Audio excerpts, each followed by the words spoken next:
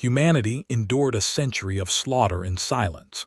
Then the galaxy learned what patience meant. Scribe Vess's mandibles clicked, a sound he couldn't control when something was wrong. The black stone pin caught the cold corridor light. Small, polished, unmarked. The human delegate wore it on her left collar, same as always.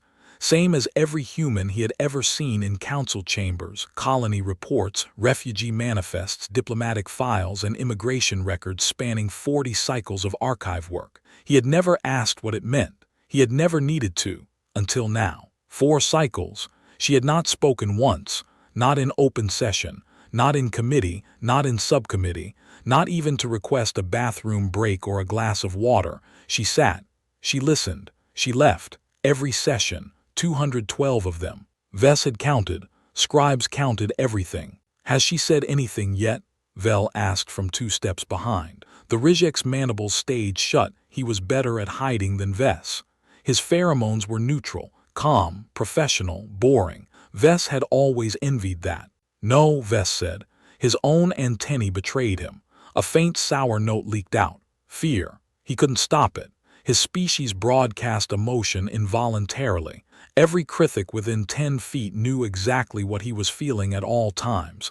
It was exhausting. Today we'll force it. The Marin Collective's reparations petition sat on every data tablet in the corridor. 97 Threshen civilian transports, destroyed in the border crescent. The humans were there. They always were when something broke. Vess had noticed that pattern years ago. Humans appeared at every disaster, every conflict, every moment of crisis. They never caused the problems. They just showed up to witness them. The Council will rule against them, Vel said. The precedent is clear. Border Crescent was designated a containment zone during the stabilization century. Human vessels entered without authorization. The humans call it something else, Moreth said. She didn't elaborate. Neither did Vel. Everyone knew what the humans called it. A death sentence. A legal loophole. A century of silence while their colonies burned and their civilians died and their pleas for help were ignored by a council that had moved on to other matters. Vess had attended 2,341 sessions. He had seen species plead. He had seen them threaten, bargain, weep, storm out, collapse, and once, only once, sing their case in a desperate attempt to sway the vote. He had never seen a delegate refuse to speak for 4 cycles. The corridor clock chimed, 2 minutes. The human delegate walked past them, older than any species in the assembly could comfortably calculate. Her face was a map of time, deep lines around the eyes, skin spotted and thin, hair white as the marble columns, no ceremonial robes, no diplomatic insignia, no medals, no sash, no jewelry except the pin, just dark clothes, just the pin. She walked slowly, not from frailty, from purpose, each step measured, each breath calm. Her hands hung at her sides. Her eyes were fixed on the massive doors at the end of the corridor. She did not look at them. She did not acknowledge their presence at all. She passed through the massive doors, built 12 feet tall to make smaller delegates feel small, to remind every species that entered that the council was bigger than they were, and disappeared into the chamber. Moreth exhaled. She's going to lose. Vess said nothing, but his mandibles clicked again, 3 times, a stutter he couldn't control. His pheromones shifted from fear to something else. Curiosity. No, something heavier, recognition. He didn't know. Something in the human stillness bothered him. Something about the way she walked, like someone who had already lost everything and had nothing left to fear. The part that still keeps me up at night. The humans had the evidence the whole time. They just waited for the right moment. The council chamber held 412 delegates, 89 species. The ceiling rose 200 feet. Light fell from above in cold white columns. Every surface was polished obsidian, designed to reflect a speaker's own smallness back at them. The chairs were uncomfortable on purpose. The air was cold on purpose. Everything about the chamber was designed to make delegates feel insignificant. The human delegation sat on the lowest tier, the observation rank. The council had never formally removed humanity's voting rights. They had simply reclassified them as non-voting affiliates during the stabilization century. A technicality, a quiet erasure. No one had objected at the time. No one had even noticed. The humans had been in the chamber for 61 years before the reclassification. Afterward, they just kept sitting in the same seats. Same delegates, same quiet presence, just no vote. Vess watched from the scribe's gallery. His antennae tracked the chamber's pheromone haze, fear from the Threshen delegation, smug satisfaction from the Marin, boredom from the upper tiers, impatience from the Hish, hunger from the Verdant. 89 species, and most of them had already decided how they would vote before the human had even stood up. The air was cold, recycled, sterile. It smelled like nothing. That was the point. The council chamber was designed to erase the body, to make every delegate feel like a mind floating in a void. Only the voice mattered. But bodies betrayed. Ambassador Torvik of the Marin Collective stood at the central podium, 7 feet 2 inches of dark green scales and bronze undertones. His hood was relaxed, no stress. He was going to win. He always did. The Marin had not lost a petition in 41 cycles. Torvik had made sure of that. The humans have submitted their response, Torvik announced. His voice ground like stone on stone, each word scraped out of his throat. The sound made Vess's antennae curl, a physical reaction he couldn't suppress. I will read it aloud so the council may appreciate its brevity. He held up a single sheet of paper, white, unfolded, 1 paragraph, 3 sentences. The humans acknowledge the events at Border Crescent. The humans request that the council read Exhibit A before ruling. That is the entirety. Soft laughter rippled through the upper tiers. The Hish delegation clicked their mandibles in amusement. The Verdant delegates exchanged smirking glances. A few of the younger delegates, species who had joined the council after the stabilization century, looked confused. They didn't know what Exhibit A was. They had never heard of the Border Crescent.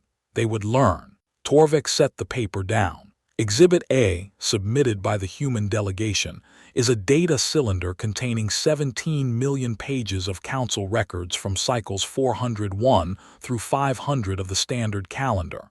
The humans have not indexed it. They have not summarized it. They have simply provided it. More laughter. A delegate from the Hish collective called out. Do they expect us to read 17 million pages before lunch? The chamber laughed again. Vess's antennae picked up nothing from the human delegate. She sat still, hands resting on the rail in front of her, breathing slow, waiting. Her pheromones gave off nothing. No fear, no anger, no hope, nothing, like she wasn't there at all. That was wrong. Every species broadcasts something. Fear, anger, hope, hunger, desire. Even the most controlled delegates leaked a little, but the human gave off nothing. Vess had never encountered a species that could mask their pheromones completely. Either humans had no pheromones, which was biologically impossible, or she had trained herself to feel nothing. Both options terrified him. Elder Nim of the Veth raised a hand for silence. His face looked like weathered stone, deep cracks, faded color. He had been presiding for longer than most species in the room had existed. 300 cycles. His voice was thin, ancient. But the chamber went quiet. Delegate of humanity, you have the floor. The human stood. She did not approach the podium. She remained at the observation rank. Her hand stayed on the rail. Her voice was low, not weak, low. The kind of low that makes a room lean forward. That forces people to stop breathing so they can hear. That makes the silence after each word feel heavier than the word itself. I will not read 17 million pages. A pause. The chamber held its breath. I will read 17 lines. She held up a thin paper document, yellowed, aged. The edges were soft and frayed. The paper had been folded and unfolded many times. Printed on physical media, not digital. From a century ago, the ink was faded. The text was small. She handled it like it was sacred. Council Record 401.7, Section 3, Subsection 12, entitled Containment Zone Protocols for Species Undergoing Stabilization. She began to read. Vess pulled the record from memory. His species was bred for pattern recognition and memory retention. 300 cycles of perfect recall. He did not need to check his tablet. The words were already there, burned into his neural architecture. Council Record 401.7, dated Cycle 401, Day 47. ratified by all 89 signatory species, effective immediately, no objections, no abstentions, unanimous. The record was passed in under an hour, one of the fastest votes in Council history. Everyone had agreed. Containment zones were necessary. Emergency powers were reasonable. The threat was real. The original text. Containment zones may be established on any world or orbital body deemed to pose a threat to galactic stability. Within such zones, signatory species agree to the following: no military intervention by external parties, no communication with residents of the zone, no rescue operations for vessels entering the zone, no inquiry into events within the zone for a period not to exceed 10 standard cycles. The human stopped reading. The original document says, not to exceed 10 standard cycles. She turned the page, her hand was steady. No tremor, no hesitation, no sign of age or frailty. In cycle 412, the Council amended this document, quietly, without a formal vote. She looked up. Her eyes moved across the tiers, meeting no one and everyone. Vess felt her gaze pass over him. It was like being scanned by a machine. The amendment changed 3 words. Not to exceed 10 cycles became, not to exceed the duration of the stabilization century. Vess's mandibles extended. He could not stop them. The click echoed in the scribe's gallery. 2 other Krithik turned to look at him. He didn't care. He knew the stabilization century. Every archivist knew it. Council Record 399.1, passed in cycle 399, defined as a period of up to 100 standard cycles, to be concluded by a simple majority vote of the Assembly confirming that the threat had been contained. A century of emergency powers, a century of no oversight, no accountability, no questions asked, no appeals, no investigations, no rescue operations, no communication, no inquiry. A century of silence. The human set down the first document, picked up another. Same yellowed paper, same faded ink, same careful hands, same weight of time. The stabilization century ended in cycle 502. The Council voted 234 to 178. The century ended. She unfolded the second document. Council Record 502.9, Section 1, entitled Post-Stabilization Protocols for Former Containment Zones. She read, all former containment zones shall be open to standard Council oversight within 20 cycles of the stabilization century's conclusion. Species affected by containment may petition for recognition, reparations, or representation beginning. She stopped. The document does not finish the sentence, because the document was never finalized. It was drafted. It was reviewed. It was never voted on. She set down the second document. The Council moved to other matters. Vess's antennae went rigid, straight up, locked in place. He remembered.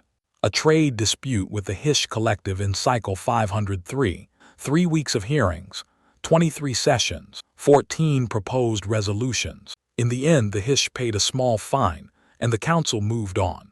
A border skirmish in the Verdun Nebula in Cycle 505, 47 ships lost on both sides, 312 casualties. The Council condemned both parties and scheduled a peace conference.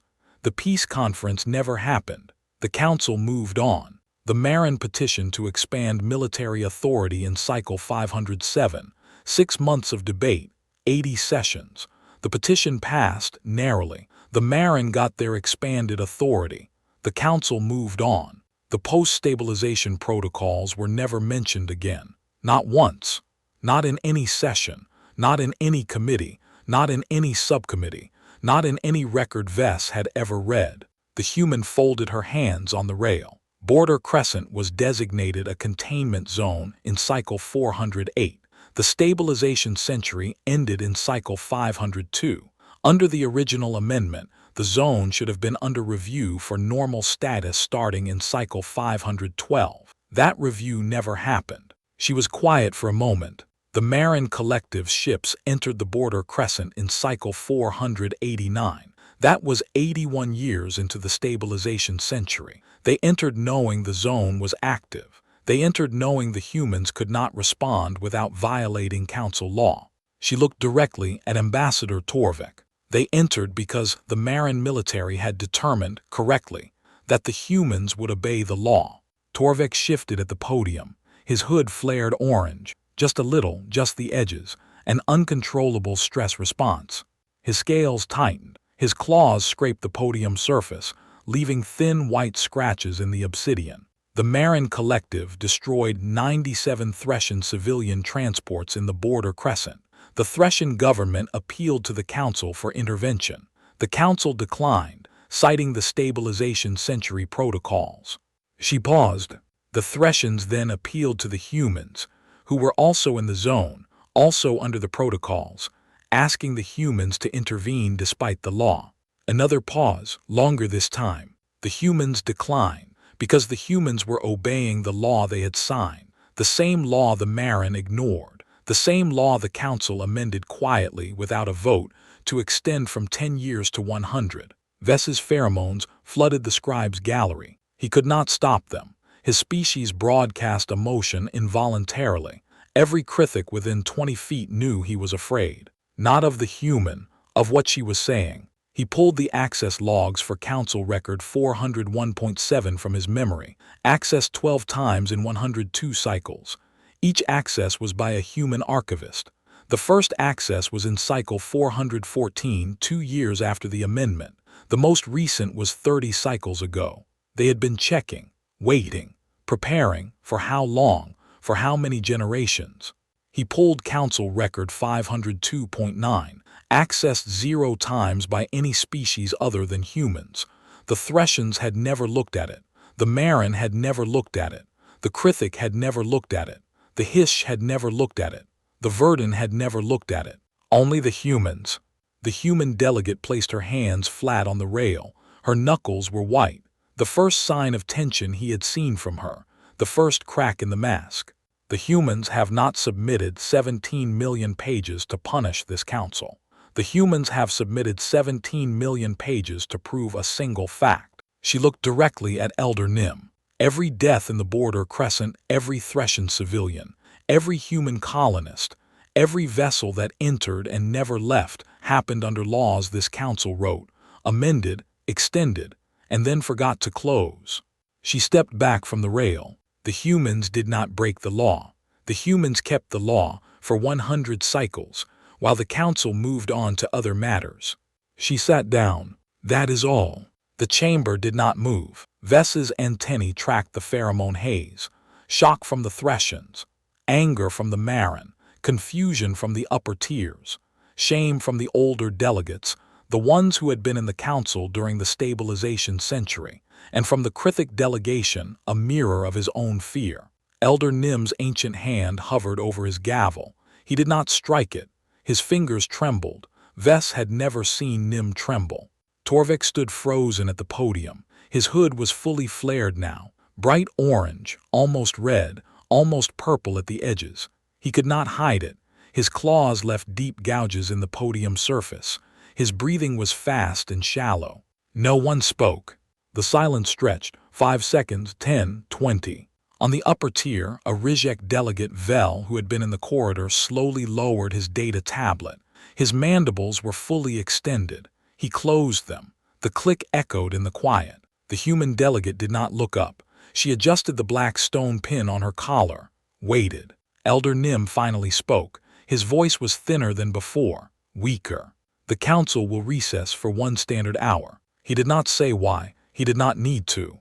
As the delegates rose, many of them moving slowly, many of them pulling up council records on their tablets for the first time in cycles, the human remained seated. A Threshan aide approached her, bowed, whispered something Vess could not hear. The human nodded once. The aide stepped back, bowed again, lower this time, left. Vess watched the aide walk away. Threshans did not bow to humans. Threshans did not bow to anyone. They were traitors. They calculated respect in currency, not ceremony. A bow cost them nothing in money but everything in status. That aide had bowed like the human had already won. Vess closed his data tablet. His antennae were still rigid. His mandibles were still extended. He did not know how to close them. The human had spoken for less than 5 minutes. She had read 17 lines from 2 documents. She had not raised her voice. She had not accused anyone of anything. She had not demanded justice or reparations or even an apology. And she had just broken the Marin Collective. Not with a weapon, not with a fleet, not with an army, not with threats or bribes or diplomatic pressure. With a piece of paper from a century ago. Vess looked at the black stone pin on her collar. He still did not know what it meant, but he was starting to understand. The corridor outside the council chamber smelled different now. Vess noticed it immediately when the doors opened for recess. The air was the same recycled nothing. The obsidian walls were the same polished black. The cold light was the same cold light. The temperature was the same uncomfortable chill, but the pheromones had changed. Fear from the Marin delegation, thick and sour, almost overwhelming. Torvik's fear was so strong that Vess could taste it at the back of his throat. Confusion from the hiss, sharp and bitter. They didn't understand what had just happened. They had come expecting a routine vote. They had gotten a history lesson. Disbelief from the Verdun, metallic and cold. They were checking their records, finding the human citations accurate, and refusing to believe what their own eyes were telling them. And something else. Something Vess had never smelled from Threshen's before. Hoping. It hung in the air like smoke. Thin, fragile, easy to miss if you weren't paying attention. Vess was paying attention. His antennae had never been more sensitive. He had never needed them more. He stood in the scribe's gallery and watched the delegates file out. Most of them had their tablets out now, pulling records, checking dates, cross-referencing the human citations. Some of them were reading while they walked, bumping into each other, not apologizing, not noticing. Torvik passed below him. His hood was still partially flared. The orange had faded to a sickly yellow, the color of old bruising, of healing wounds that would leave scars. His scales looked dull, diminished. His walk was fast, too fast for dignity. His aides struggled to keep up, their shorter legs working double time, their own hoods flat with embarrassment. Vess's mandibles were still extended. He touched them with one clawed finger. The chitin was warm. The muscle beneath had locked. He had never been unable to close them before. Not in 78 cycles. Not during the Verdun massacre hearings, when the testimony had been so graphic that 3 delegates had vomited. Not during the Hish secession vote, when the chamber had nearly descended into physical violence. Not even when the council had nearly voted to dissolve the Krithik archive for budget reasons, threatening his life's work. This was different. He had been a scribe for 78 cycles.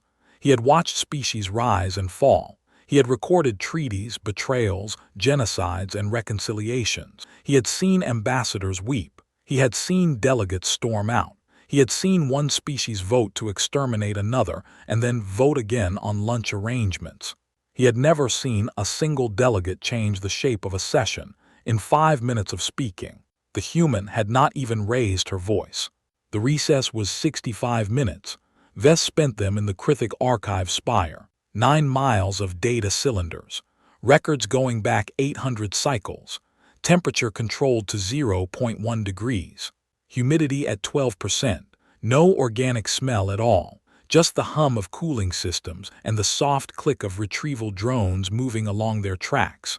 The archive was quiet. It was always quiet.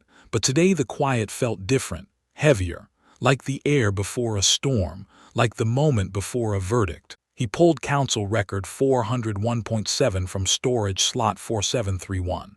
The physical cylinder was cold in his hands, smooth, heavy for its size. He had memorized the text 100 times over the decades. He could recite it in his sleep. He could recite it backwards if he had to. But he needed to hold it, needed to feel the weight of it, needed to confirm that it was real. The amendment was there, just as she said. 3 words changed. No vote recorded. No objection filed. No minority report. No dissenting opinion. No debate. No discussion. Just a quiet edit in cycle 412, buried in a routine administrative update that had passed without discussion, without a quorum, without anyone noticing. He checked the access log again. 12 accesses in 102 cycles. Each access was by a human archivist. The first access was in cycle 414, 2 years after the amendment. The most recent was 30 cycles ago. They had been checking, waiting, preparing. For how many generations? How many human archivists had held this same cylinder, read this same amendment, and noted the same discrepancy? How many of them had died before the right moment came? He pulled Council Record 502.9 from slot 6120. The Post-Stabilization Protocols. Drafted in Cycle 502, right after the stabilization century ended. Reviewed by the Legal Committee in Cycle 503. Approved for floor vote in Cycle 504. Never voted on. The file ended mid-sentence. Species affected by containment may petition for recognition, reparations, or representation beginning. Beginning what? There was no answer, because no one had finished the sentence. No one had asked. No one had cared. The council had moved on. Vess set down the cylinders. His antennae drooped. He had walked past these files every day for 78 cycles. He had never opened either of them. He had never needed to. The council had moved on. So had he. The humans had opened them 12 times. They had been checking, waiting, preparing. For 65 minutes, the council did not vote, did not deliberate, did not argue, did not debate, did not even whisper. They read. Vess returned to the gallery 5 minutes before the session reconvened. The chamber was still half empty. Delegates trickled in slowly. Their tablets were still out. Their eyes were still on the screens. Some of them looked up at the human delegate seat, the lowest tier, the observation rank, and then looked away quickly. Torvik was already at his seat. He was not looking at his tablet. He was not looking at anything. His eyes were fixed on his hands. His claws were flat on the desk in front of him. Still. Vess had never seen Torvik still. The Marin ambassador was always moving, always gesturing, always pacing, always leaning, always in motion. Now he was stone. The human delegate was already in her seat, the lowest tier, the observation rank. She was not looking at her tablet. She was not looking at anything. Her hands rested on the rail. The black stone pin caught the light. Her breathing was slow, measured, calm. She did not seem to have moved at all. Elder Nim raised his gavel. The sound echoed through the chamber. 412 delegates looked up. The council will come to order. The chamber settled, slowly, heavily. The usual rustle of robes and shifting of bodies seemed muted, subdued, diminished, like everyone was trying to take up less space. Nim stood. His ancient hands rested on the podium. His face, already weathered stone, looked older, more cracked, more faded. The council has reviewed the records cited by the human delegation. The review was incomplete, but sufficient. He paused. The chamber held its breath. The post-stabilization protocols for former containment zones will be finalized. A vote will be scheduled within 30 cycles. Another pause, longer this time. The Marin Collective's petition for reparations against humanity is withdrawn by mutual agreement between the Marin and Threshen delegations. Torvik did not look up. His hood was flat now, deflated. The yellow had faded to gray. The gray was fading to white. His claws were hidden beneath the desk. His whole body seemed smaller, compressed. The human delegation's status will be reviewed. Nim did not say restored. He did not say voting rights returned. He did not say the technicality that erased them will be undone. He did not say we were wrong. He did not need to.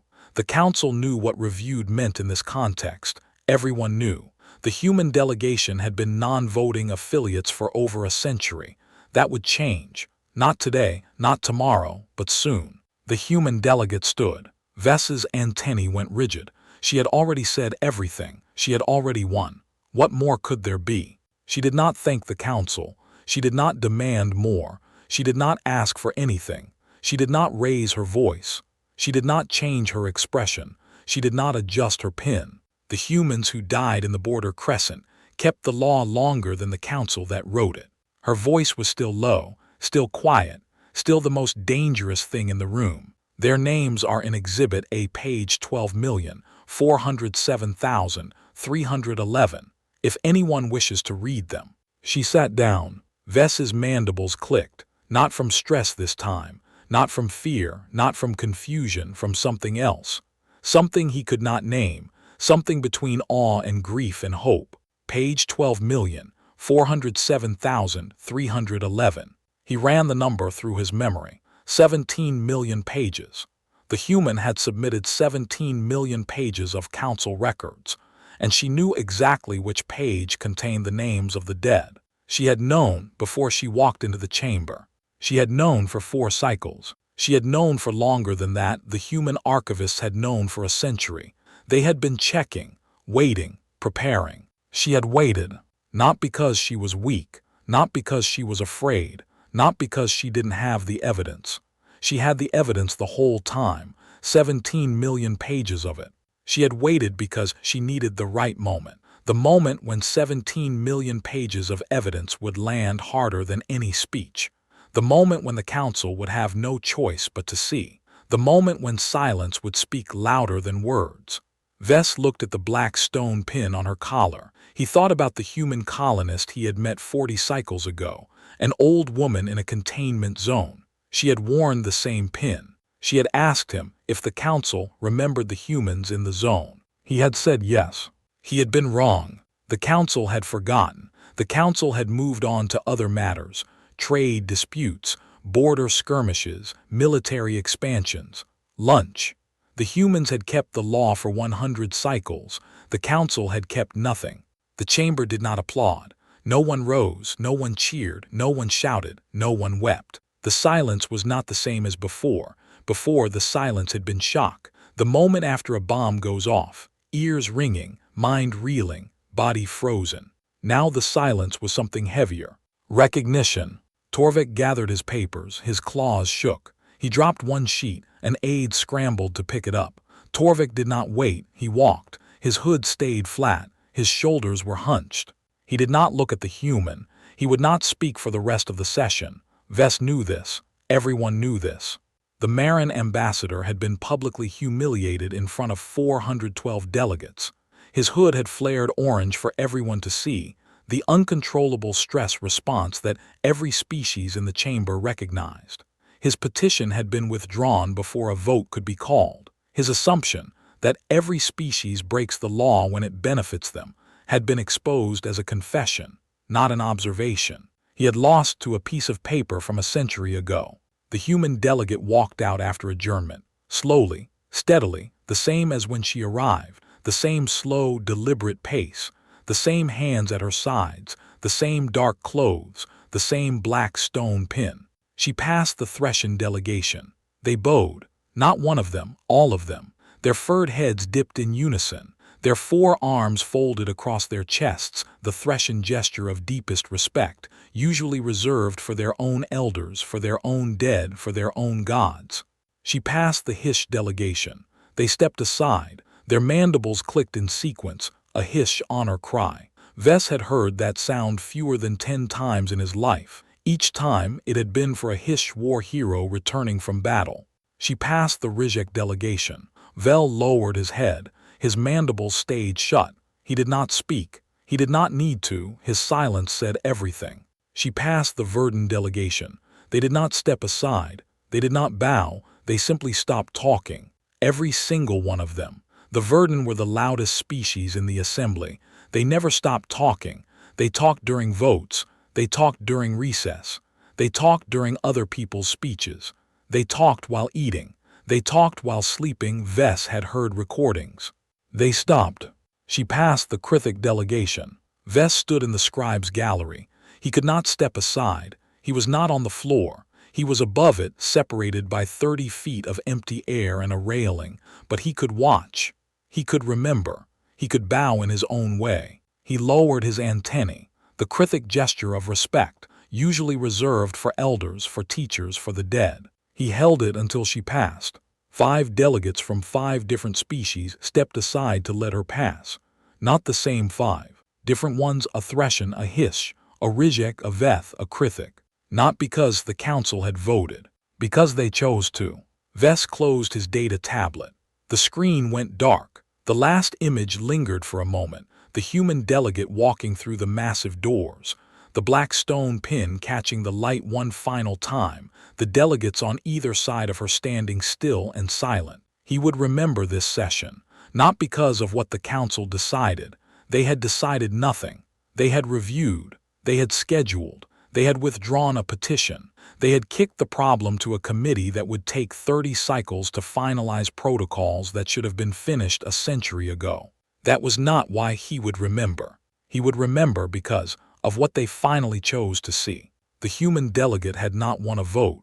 She had not changed a law. She had not forced anyone to do anything. She had not threatened. She had not begged. She had not argued. She had not even asked. She had simply stood in the lowest tier of the chamber, the observation rank, the seat of quiet erasure, the place where the council had put species they wanted to forget spoken 17 lines from a yellow document and refused to raise her voice. And the council had listened, not because she was powerful, not because she had a fleet, not because she threatened their trade routes or their colonies or their security, not because she offered them anything, because she was right, and they had always known it. Vess touched his mandibles. They were still extended, but the lock had loosened. The muscle had relaxed. He could close them now. He chose not to. He walked down from the scribe's gallery. The corridor was empty now. Most delegates had already left for their quarters or their ships or their diplomatic wings.